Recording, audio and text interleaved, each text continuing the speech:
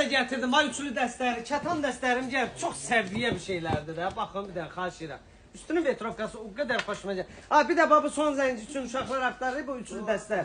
Bunlardan gəldi qısa qoldan. Bir dənə bunları da göstərin. Buna baxın. Çox səviyyə bir şeydir. European dəstəridir. Vaxtında da gəlin alın tələsin. Görürsüz, şalvarı ilə bir yerdə üçlü dəstə. Bax belə maraqlı. Son zəncə bir şey qalmıyor. Bəli. Həm son zəncə həm də buna bax.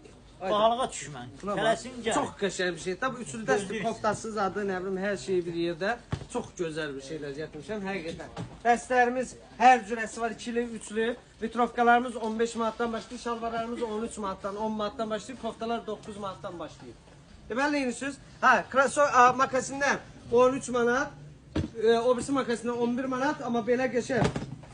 Sizin 45 manata, 40 manata gözləriniz 25 manata.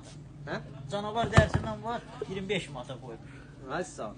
Durun gəlin Sumqayıtda da, 20 yanvarda da, 28-də də eyni şeylər satırıq, eyni yerə də eyni... Fərqi yoxdur, bir də siz gələsiniz. Ay sağ ol, bunu oturdum. Pulunuzu götürün, gəlin. Sizi gözləyirik. Gəlin.